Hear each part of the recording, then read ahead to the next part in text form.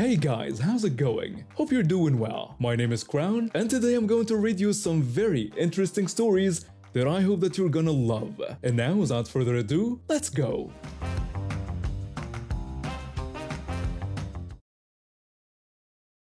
I met my ex-boyfriend during my second year of college.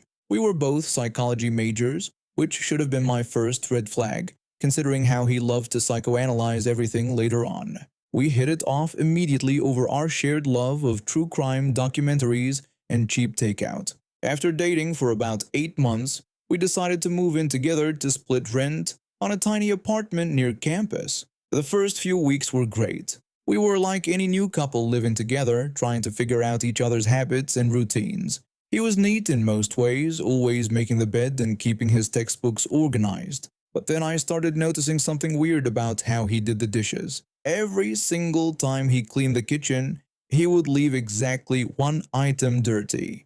Not like he forgot or ran out of time, he would wash every single dish, cup, and utensil except for one random thing.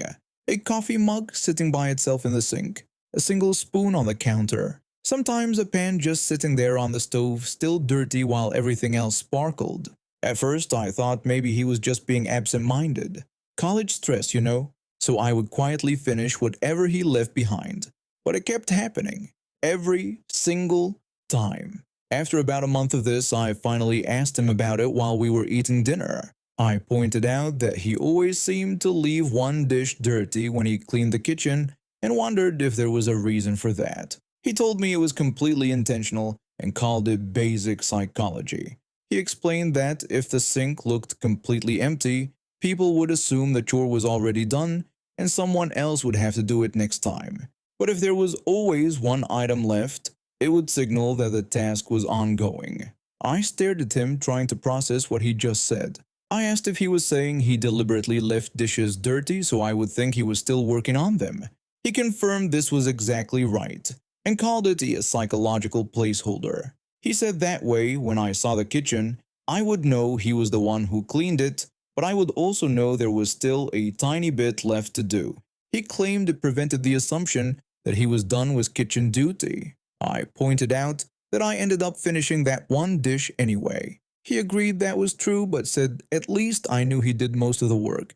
He said it was about perception and giving credit where credit was due. I felt my eye twitch a little, but I didn't want to start a fight over something so small. We were still in the honeymoon phase of living together, and I thought maybe I was being too picky. So I just nodded and said I understood his reasoning, but inside I was annoyed. His psychology basically meant I was always finishing his chores while he got full credit for doing them. It felt manipulative, even if he thought he was being clever. The next morning I was putting away the dishes I had washed the night before when inspiration struck. If he wanted to play psychological games, I could play them too. I grabbed a sleeve of saltine crackers from the pantry and broke off the tiniest crumb I could manage. Then I placed it right in the center of a clean plate. It was barely visible unless you looked closely, but it was definitely there. Over the next few days, I started doing this to every single dish I cleaned. One microscopic crumb perfectly centered on each plate and bowl. Sometimes I used breadcrumbs, sometimes crushed cereal, sometimes just a tiny piece of whatever we had eaten that day. The key was making it small enough that it wouldn't be obvious at first glance. For about 2 weeks, he didn't notice anything. He would grab plates from the cabinet and use them normally. But then I started seeing him holding plates up to the light, squinting at them.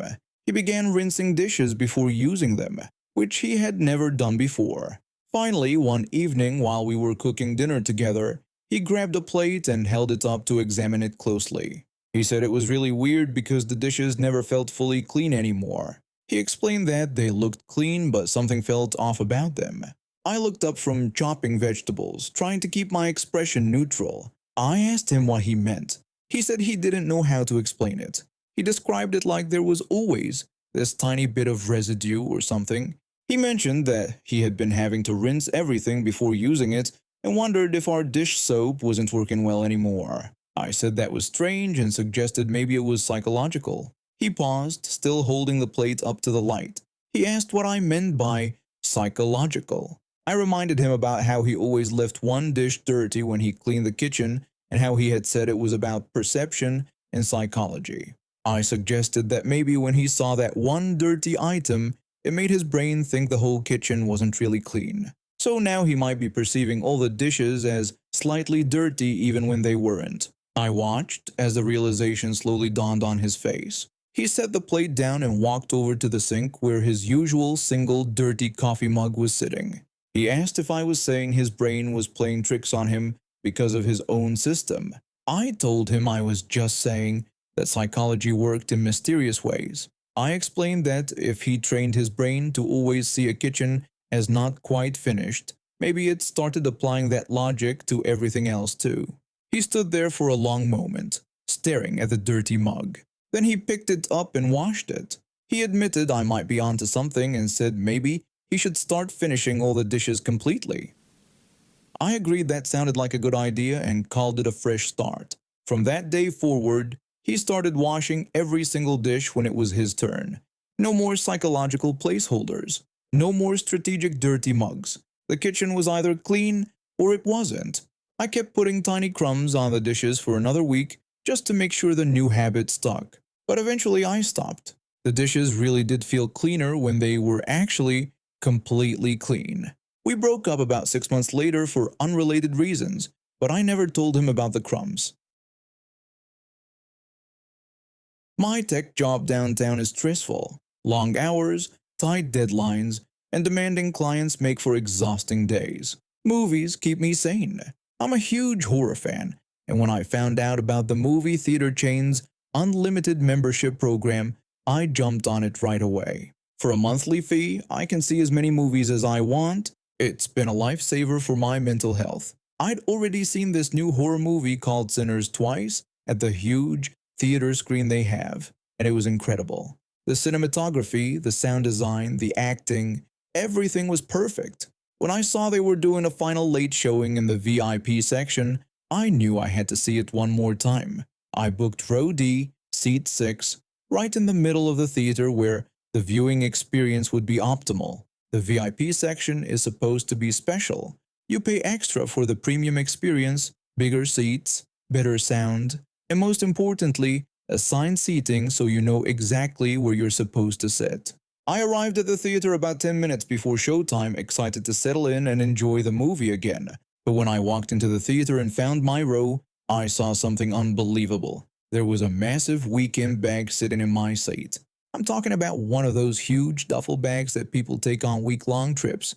It was stuffed so full it looked like it might burst open, and I could see the corners of snack boxes poking out of it.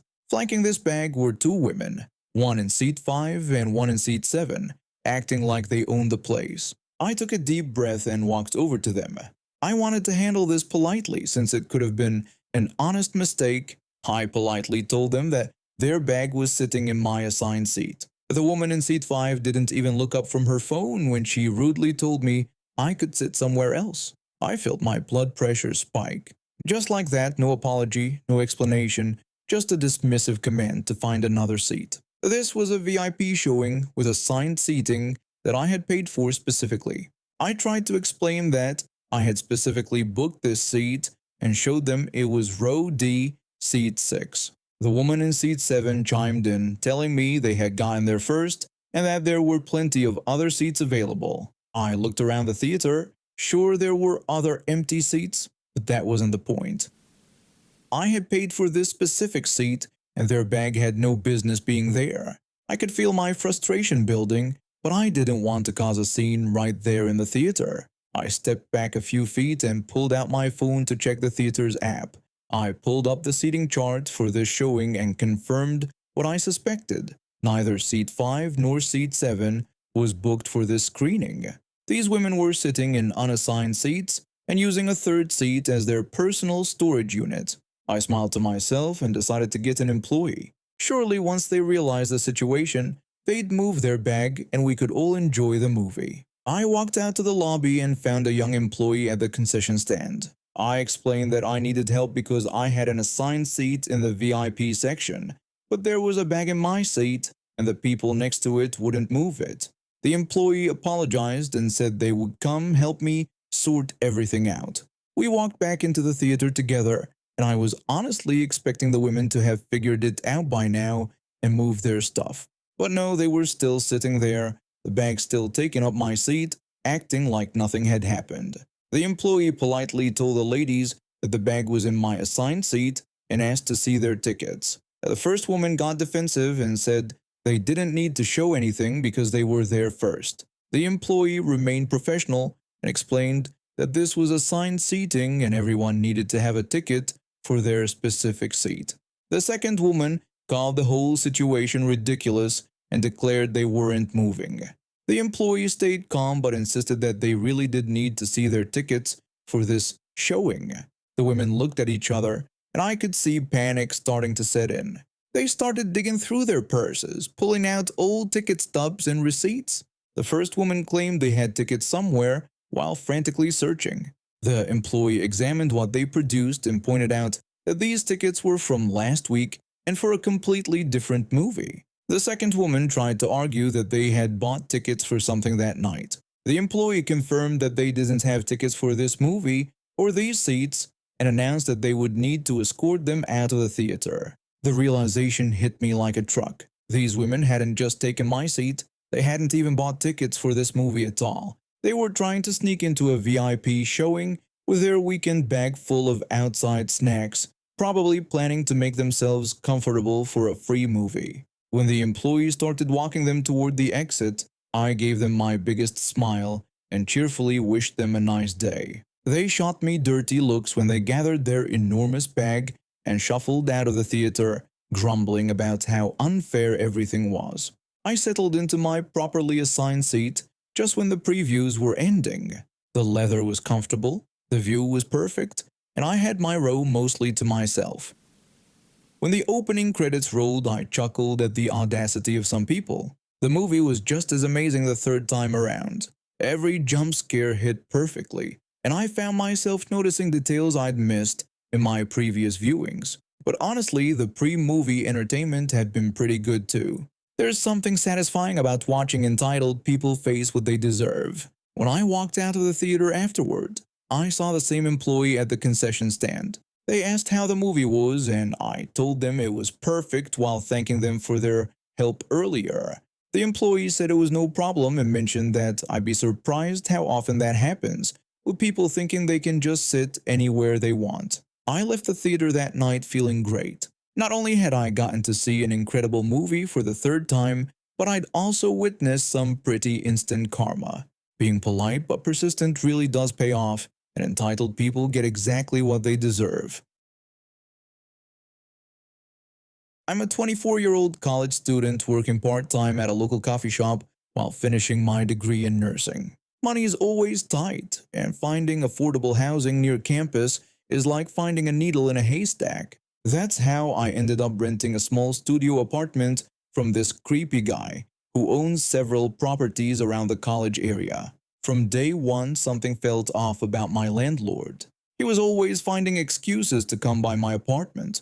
First, it was to check the plumbing, then to inspect the electrical outlets, and then to make sure the heating was working properly. Each time, he'd linger way too long, making uncomfortable comments about how I looked or asking personal questions about my dating life. I tried to brush it off at first. I needed the apartment, and the rent was actually reasonable compared to other places. Plus, I figured if I just kept things professional and avoided being alone with him, everything would be fine. 3 months into my lease, things got worse. He started texting me at odd hours, supposedly about apartment maintenance, but the messages were getting increasingly personal. He'd ask if I was lonely living by myself, if I needed company, and whether I'd like to have dinner with him sometime. I always responded with short professional replies about actual apartment issues, hoping he'd get the hint. The final straw came on a Tuesday evening. I was studying for a major exam when he knocked on my door. I opened it thinking there was some emergency with the building. He greeted me by calling me beautiful and asked if he could come in. I asked if there was a problem with the apartment. He said there was sort of a problem and that we needed to discuss my rent situation. I was confused because my rent was paid on time every month, but I let him in thinking maybe there was some issue with the payment processing. He told me he'd been thinking about my rent and how it was really quite expensive for a student like me.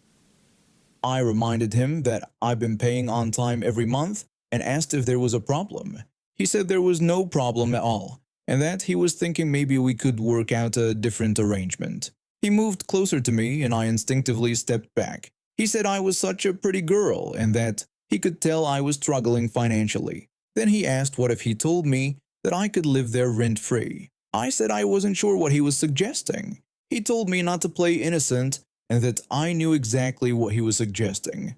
He said I should be nice to him, spend some time with him, and he'd take care of all my expenses. He even said he might help me through school. I felt sick to my stomach. This disgusting man was literally trying to blackmail me into some kind of sexual relationship in exchange for housing. I told him I thought he needed to leave immediately. He said he didn't think I understood the situation. He claimed he'd been documenting some lease violations on my part, including noise complaints, unauthorized guests, and potential property damage. He said he could evict me tomorrow if he wanted to.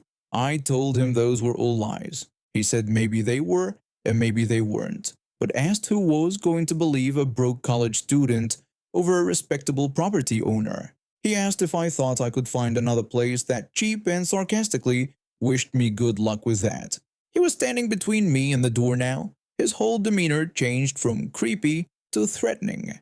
He said he was giving me a great opportunity and told me not to be stupid about it. He said he'd give me a week to think it over, but after that I either had to play ball or I'd be out on the street. After he left, I was shaking. I called my dad immediately, crying and telling him everything. My father is a retired police officer who taught me never to let anyone push me around, but I was terrified and didn't know what to do. My dad told me to pack a bag and come home that night. He said we were going to handle this tomorrow. I told him I couldn't afford to lose this apartment. Even if I reported the landlord, it would be his word against mine. My dad told me to trust him and said this piece of garbage had just made the biggest mistake of his life. The next morning, my dad drove me back to the apartment. He's 62 years old but still built like the tough cop he used to be. He was wearing his old police jacket and looked absolutely furious. My dad told me to call the landlord and tell him I'd made my decision. He said to tell him to come over right now. I asked my dad what he was planning. He just told me to trust him, but first to start recording on my phone. I called my landlord with shaking hands. I told him I'd thought about what he said yesterday and asked if he could come over because I wanted to discuss the arrangement. He said he knew I'd see reason and that he'd be right there. He showed up 15 minutes later with this disgusting smirk on his face. My dad was waiting in the bathroom, and I had my phone recording in my pocket. The landlord asked if I'd made the smart choice. I said I wanted to make sure I understood what he was asking for. He said it was simple. I would provide him with companionship, and he'd take care of my rent and expenses. He said he might even give me some spending money for being a good girl. I asked what would happen if I refused. He said I'd be evicted for lease violations, and he'd make sure no other landlord in town would rent to me. He claimed he had connections. That's when my dad stepped out of the bathroom. The landlord's face went white. My dad asked if he'd heard correctly. The landlord asked who the hell he was. My dad said he was my father and that the landlord had just threatened to make his daughter homeless unless she slept with him.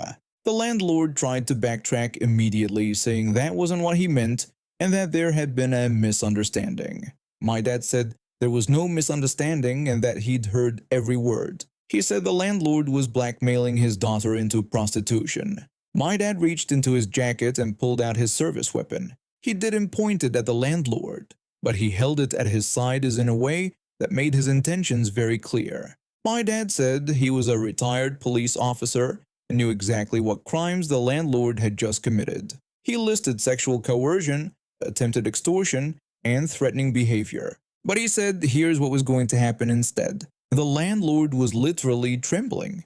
My dad said the landlord was going to tear up my lease right now, return my security deposit, and this month's rent, and then get out of our lives forever. The landlord said he didn't have that kind of cash on him.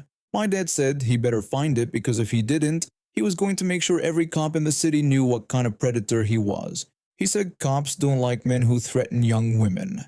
The landlord was practically crying at this point, saying he had a family and couldn't afford a scandal. My dad said maybe he should have thought about that before he decided to blackmail his daughter. He said the landlord had 1 hour to come back with the money and the paperwork, or he was filing a police report.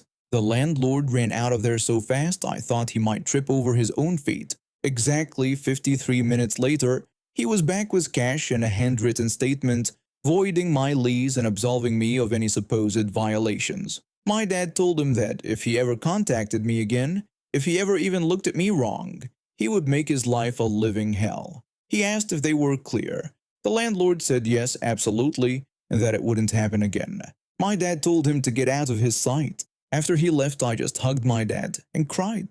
Not from fear this time, but from relief and gratitude. I asked my dad if what he'd done was legal. He said he'd never threatened the landlord. He'd just shown him his legally owned firearm and explained what would happen next. He said sometimes predators need to understand that their victims aren't as helpless as they think. We found out later that this wasn't the first time he'd tried this with his female tenants. 2 other girls came forward after word got around campus about what happened. He ended up losing his rental license and had to sell most of his properties. I'm now living in a much better apartment with an actual professional landlord. And that creep? He moved to another state after his wife divorced him and took half his assets. This happened a few years back when I was teaching English at a local high school. I was pretty young for a teacher, maybe 24 or 25, and I wasn't sure if I was cut out for it. Teaching had always been something I thought I'd try, but standing in front of a classroom full of teenagers every day was harder than I expected. I had gotten the job right after college when my original plans fell through. I was supposed to work at a publishing company, but they had budget cuts, and my position got eliminated before I even started. My mom suggested I try substitute teaching while I figured things out, and one thing led to another. The high school had an opening mid-year when their previous English teacher quit, and they needed someone with a degree in English literature. That someone turned out to be me. The job came with all the usual challenges: low pay, long hours, and teenagers who thought they knew everything. But there was one student who stood out. He was a senior, and he had what everyone called senioritis, that condition where students basically check out mentally because they're so close to graduation. This kid was smart, I'll give him that. When he participated in class discussions, his insights were actually pretty good. He understood the books we read, and when he bothered to write essays, they showed real analysis and thought. The problem was getting him to actually do the work. Half the time his assignments were late, and the other half they were missing entirely. I knew his dad was involved in his education because I'd gotten several emails from him throughout the year asking about his son's progress. It was clear that his parents cared about his grades and were keeping track of his performance.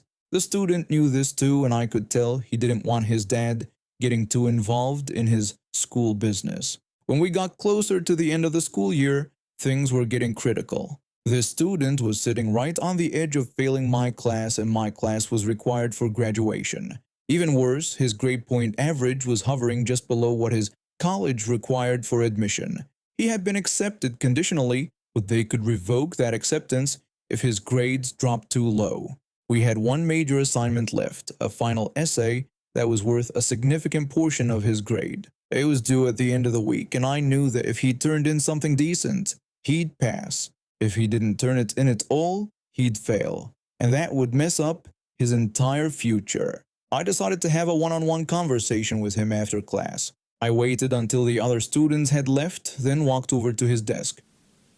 I told him that I knew he could do the work because his ideas were good when he shared them in class, and his writing showed he understood the material. I explained that he basically just needed to pass this paper to graduate, but warned him that if he didn't have it in on time, I would have to call his dad. That's when he got sassy. He leaned back in his chair and told me in an exaggerated, mocking tone that he would call my dad instead. Now, here's the thing that this student didn't know about me. My dad had died 3 years earlier in a car accident. It wasn't something I talked about much at school because it still hurt, and I didn't want my personal life affecting my teaching. But it also wasn't a secret. A few of the other teachers knew, and I had mentioned it to the principal when I needed time off for the anniversary. The student's comment hit me in a weird way. Instead of getting upset or offended, something about his tone and the absurdity of the situation made me want to respond with equal sass. So I looked him straight in the eye and told him with the most deadpan expression I could manage that he better make sure he had good reception because the coverage wasn't very good in the graveyard. The change in his expression was immediate. His eyes went wide and he realized what he had just walked into. He started laughing, but it was that nervous kind of laugh when you know you've stepped in something. He said, "Oh no," while still laughing, clearly realizing he had been caught trying to be smart with his teacher, and my comeback had completely turned the tables on him. He apologized and said he didn't know about my dad. I told him it was fine, but that he seriously needed to get this essay done. Something about that exchange seemed to flip a switch in him. Maybe it was realizing that his teacher was a real person with real problems, or maybe it was just a shock of walking into such a perfect setup for a comeback. Either way, he opened his notebook and actually started writing. He asked if he could get me a draft by the end of the day. I told him that would be great and that even if it was rough, I could give him feedback. I went back to my desk to grade some other papers, and I could hear him scribbling away. Every few minutes I'd look over, and he was still writing. This was more focused work than I'd seen from him all semester. By the time the final bell rang, he walked up to my desk with several pages of handwritten notes. He explained that it wasn't typed yet, but handed me his draft. I took the pages and started reading. It was actually good. The analysis was solid, his arguments made sense, and while it needed some polishing, it was definitely passable work. More than passable, actually. I told him it was really good, and that if he typed it up and fixed a few grammar issues, he'd have a solid essay. He thanked me and apologized again about the dad comment. I told him not to worry about it since he didn't know. He turned in the final version 2 days later, and it was even better than the draft. He ended up passing my class with a decent grade, graduated on time, and got to keep his college admission. The whole thing became a running joke between us for the rest of the year. Whenever he'd start to get sassy or push back on an assignment, I'd just raise an eyebrow and he'd get back to work. I'm a single mom working 2 jobs to make ends meet, but I always try to give my daughter the best birthdays I can manage.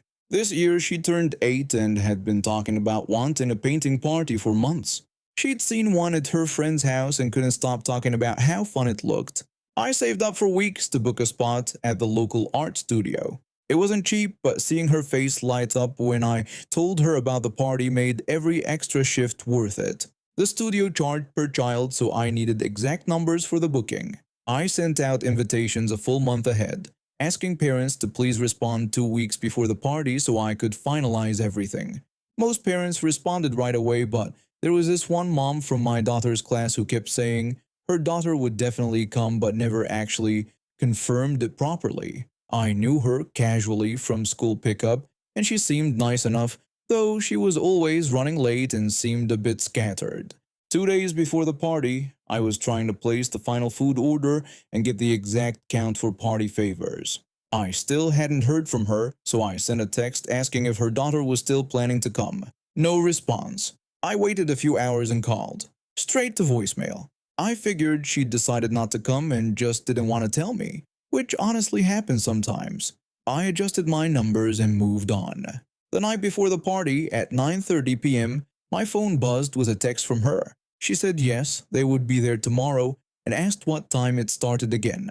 I stared at my phone. I'd already finalized everything based on her not coming, but I didn't want to disappoint her daughter, who was friends with mine. I texted back that the party started at 2 p.m. and ended at 4 p.m. I explained that I had to adjust the final count since I didn't hear back, but I'd see what I could do to accommodate one more. She responded that it was perfect, and she'd see me tomorrow. I spent the next hour on the phone with the studio trying to add one more child to the booking. They were understanding but explained it would cost extra since I was adding someone last minute. I agreed because I didn't want any child to feel left out. The day of the party arrived, and I was running around making sure everything was perfect. The other parents dropped their kids off right on time at 2 p.m. The children were so excited, chattering about what they wanted to paint. My daughter was glowing with happiness, and I felt proud that I'd managed to give her something special. By 2:30, the kids had chosen their canvases and started painting. By 3 p.m., they were deep into their artwork, laughing and helping each other. At 3:20, we paused for pizza and juice boxes. By 3:30, we'd sung Happy Birthday, cut the cake, and my daughter had opened her gifts.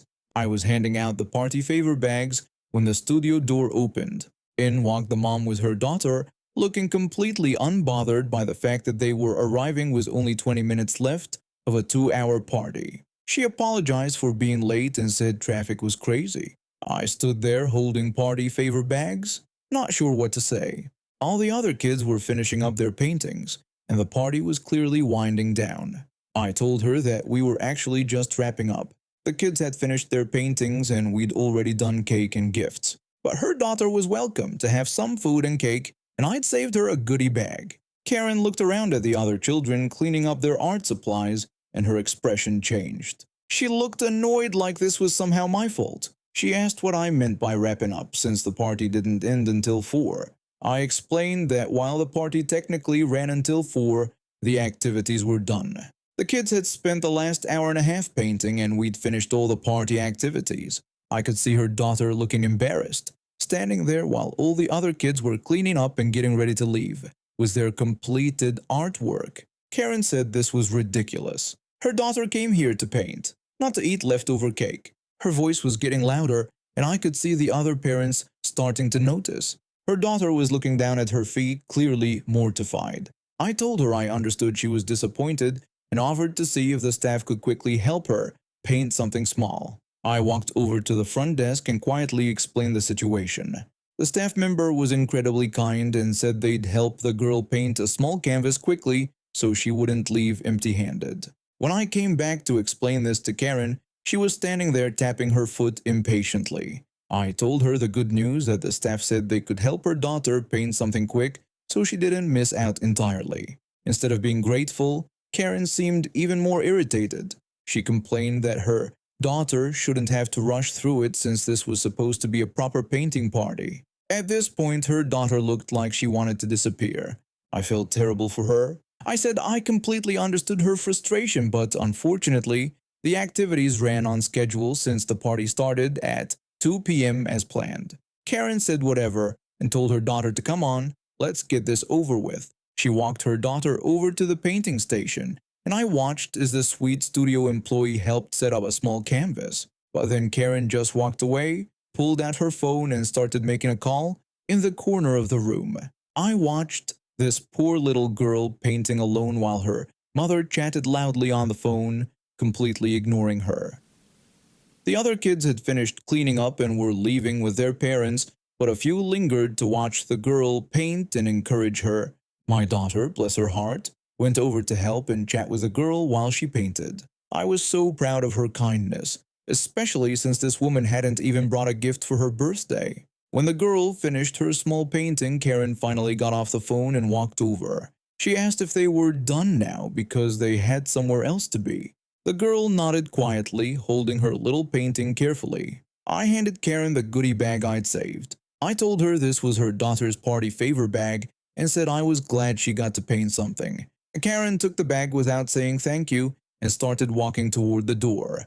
When they were leaving, I heard her tell her daughter in a harsh voice that carried across the room that she told her they should have just stayed home because this was a waste of time. The little girl looked back at my daughter with tears in her eyes and gave a small wave goodbye. After they left, I was cleaning up when the studio manager came over to me. She said she was sorry about that situation and wanted me to know that the same woman had called there yesterday asking about booking a party for next month.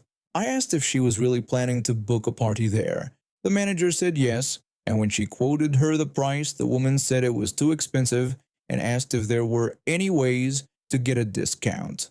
The manager thought I should know since it seemed like she was probably trying to scout out my party to see if it was worth booking there. Everything suddenly made sense. She'd never intended to properly attend the party on time. She'd shown up late deliberately to see what the studio was like and how the parties were run, using my daughter's celebration as a free preview for her own potential party planning. I felt angry but also vindicated. At least now I understood why she'd been so dismissive of my efforts and so rude about the whole situation.